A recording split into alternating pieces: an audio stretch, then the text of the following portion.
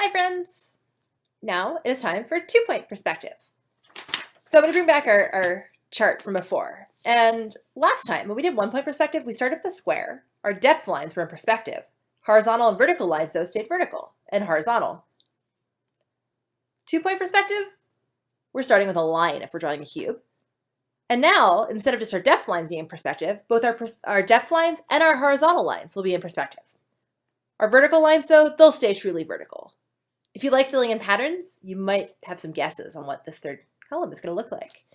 All right, so let's draw it. Just like last time, we're going to go in and draw in a horizon line. So I'm going to put a horizontal line across my page, and that will be my horizon line. Zoom out a little bit. Here we go. But now instead of having just one vanishing point, we're going to have two this time. So I'm going to do a left vanishing point. I'll call it my LVP, and my right vanishing point. I'll call it my RVP. And now we said that for our cube, we're going to start with a line. So we're going to put a line in. And for our first one, let's put our line in halfway between our left vanishing point and our right vanishing point. So I'm going to put my vertical line there. Now my vertical line has a top and a bottom. So from the top of my vertical line, I'm going to go off to my left vanishing point. And then I'm going to go off to my right vanishing point. Same thing at the bottom. I'm going to go off to my left vanishing point. And I'm going to go off to my right vanishing point.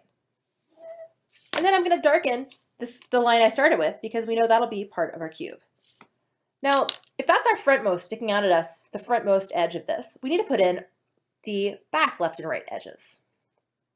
Now, since we put our vertical line evenly spaced between our left vanishing point and our right vanishing point, the distance we travel back or along this line will be the same as the distance we travel back along that line in a cube.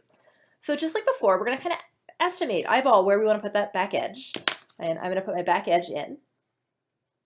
And that line will be truly vertical. And then I'll measure how long I went along that line and go that far along this line and mark off that point. I'll put in that edge as a true vertical as well, because again, in 2-point perspective, our vertical lines do stay vertical. Now I can go back and darken these lines.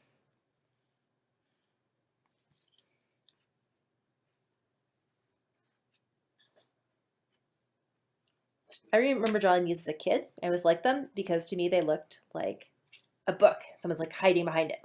So our cube right now, darken that a little more. Our cube right now has a left and a right, but it doesn't have a top. So, but we notice we have this point and this point. Well, this point is currently going off to the left vanishing point. So now let's take it off to the right vanishing point. And this one here is currently going off to the right vanishing point. So we'll take it off also to the left vanishing point. And now we see the top of our cube appear. There we go. All right.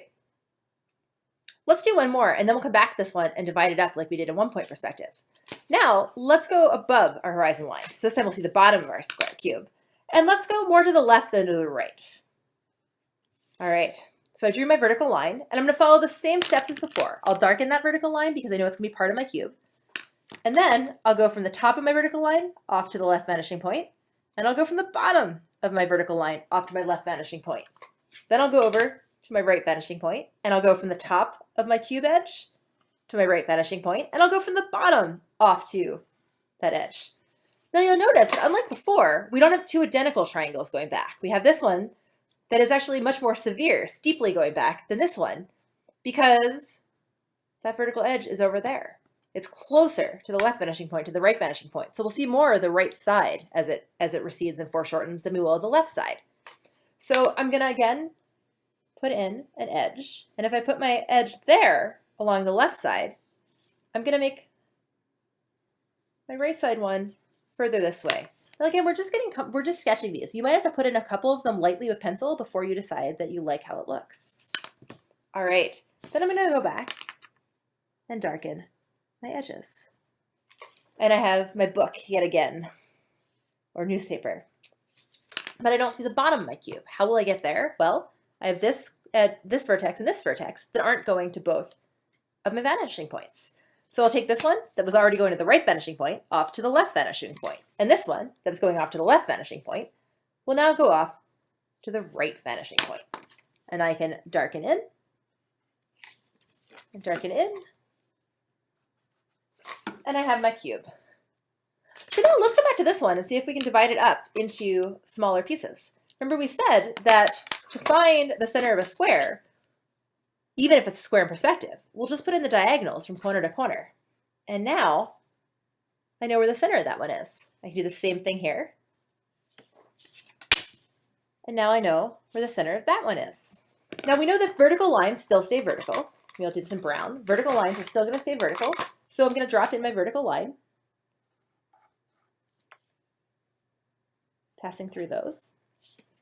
But my horizontal lines on that face, they're actually going to be in perspective. So I'll go through that center point off to my right vanishing point. Darken that in and do the same thing off to my left vanishing point here. Now for the top, I can start at this point and go off to the right vanishing point. And then from this point, I can go off that way. Now if I zoom in, you'll see our cube. All right, next up, 3-point perspective.